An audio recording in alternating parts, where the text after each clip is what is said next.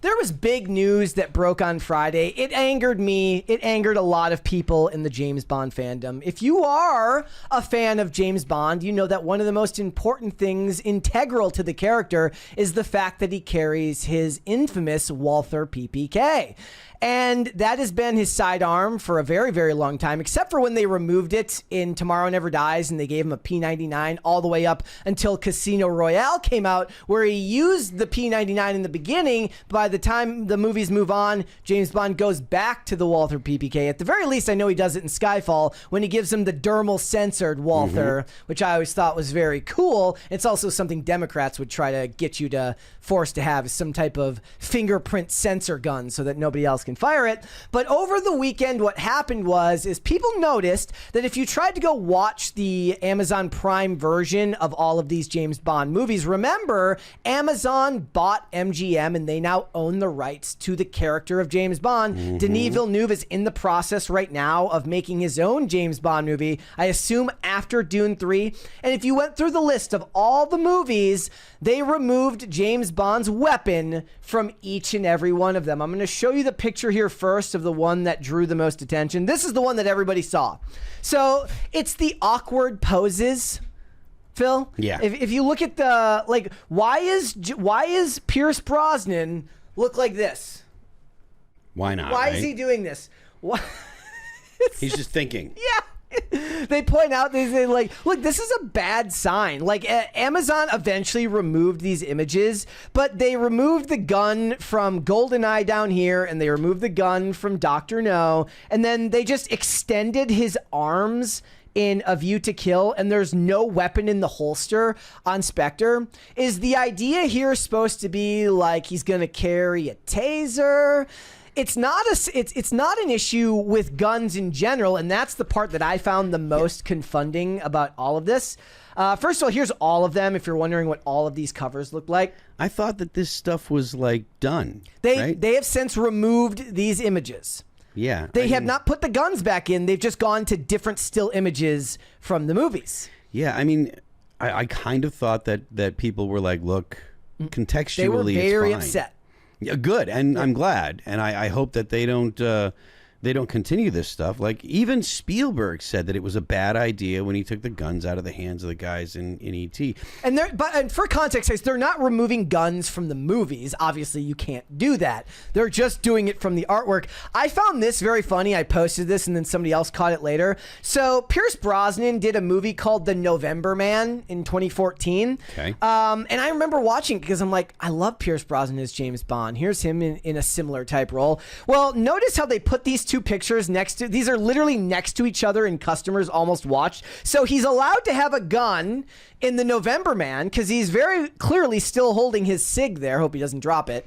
And in GoldenEye, his Walther is removed. Maybe they just have a problem with Walther. Maybe they just really don't like James Bond carrying that type of gun. Like, that would be the biggest outcry. What if they removed or what if they gave him a different weapon as his main gun when the next James Bond movie comes out?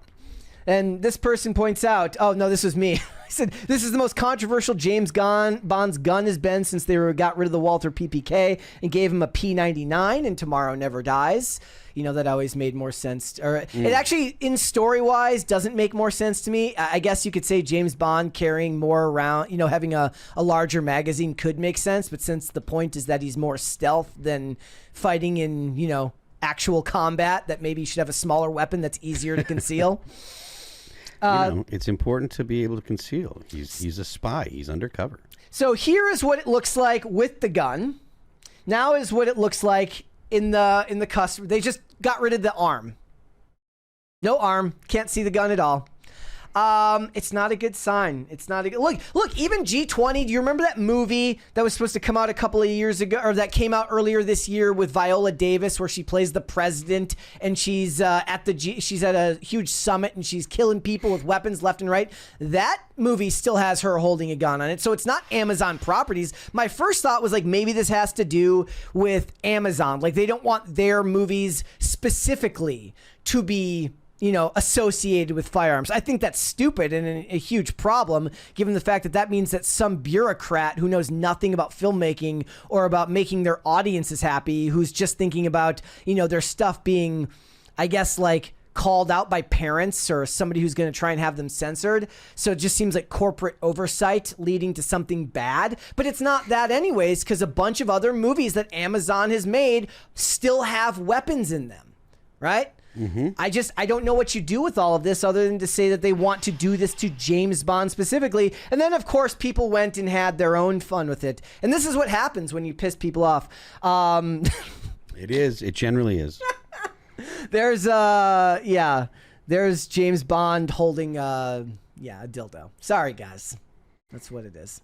I don't know. Is this the type of thing? Would this, so I don't know how much you watch stuff on streaming, but the picture matters. Like, what you use to advertise a movie actually does matter. Yeah, that makes sense. Yeah. Like, would you look at these pictures? Because if you look at these pictures right here, you don't actually look like I don't know what you're trying to sell me here, right? What am I supposed to believe this person does? Like, one person's like, you finally managed to make James Bond look gay, like in the Dr. No picture, right? Like, a huge part of an image that's used to promote a movie is that its job is to sell you on clicking on it to go and watch it. And one of the most important things about James Bond's character is that he carries a weapon, right? Yeah. Like, would you look at this and just be confused? Like, if you didn't know anything about James Bond. So, I mean, maybe, right? Like, I'd be like, all right, so there's a guy. It could possibly be a romance, but the titles also give you a lot of indication.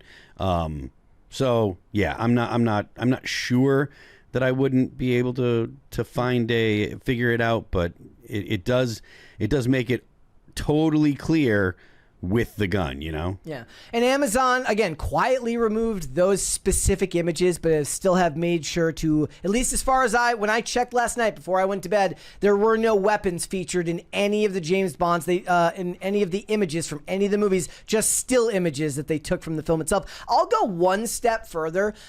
And I've been told that this is not actually a winning strategy, but it's just my take on it. Mm-hmm. I don't think movies should have multiple pictures in these streaming services. I think you should only be able to use the movie that was the cover of the film.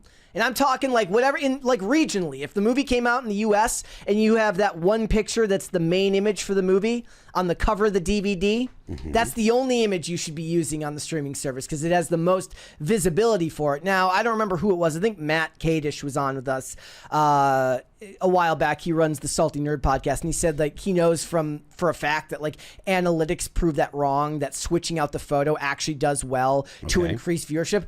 I think that's false advertising. I think back to movies that I really like. Think about the cover to the movie Twister, right? Or the cover to the movie The Fugitive, like with Harrison Ford running, stuff like that. Like those are iconic covers to movies, and that's what you should be selling it on. I don't think you should be able to sell it on multiple photos. I think you should just keep one for all of them. I don't know that I have a strong feeling about it. Do you? But the thing is, people are going to worry now that they're going to put less guns in the movie. Like, if they're not even willing to put guns in the cover, what's to say that they're going to make the next James Bond movie? Look, corporate oversight being what it was, somebody high up in the corporate structure said, get rid of the guns from these photos. It's Amazon. It's a company. What's going to stop them from saying, hey, Denis, no, less guns. Yeah, I mean, I understand what you're saying, and there is a possibility of that. But I think that capitalism and profitability and will actually win out. And you look if that was true, Rings of Power would have been made better. And you look at movies like, well, yeah, I mean, in the long run, I'm not saying there won't be movies that'll try, but if you look at like the success of John Wick doesn't happen without guns. Right, like the movie just doesn't happen without guns. That's true. And I think it was it became a very, very big franchise because of the gunplay and because of the type of character. So I think that there might be attempts, but I think in the long run people aren't gonna buy that. And I think that that's something that you're seeing people are pushing back from that stuff, whether it be Taylor Swift being like, no, getting married is actually cool, or what have you. I just I worry that too much the fact that the company's owned by this larger brand now that's going to be more concerned with image than anything prevents good films from being made. I did laugh because I was like, sit here. So if James Bond can't hold a gun, is he going to have to drink non-alcoholic vodka now? So he's going to have to have a non-alcoholic vodka, shaken, not stirred. He's not going to smoke anymore. He's going to vape. Well, he does. Oh, No, they're gonna give him a low taper fade, and he's gonna vape instead. Well, he doesn't smoke anymore, anyways. In fact, that was a big deal when Die Another Day came out. He doesn't smoke anymore. Or no, I'm sorry. It would have been Tomorrow Never Dies. In Tomorrow Never Dies, James Bond punches a guy who's lighting a cigarette, and he says "filthy habit," and he hasn't smoked since then.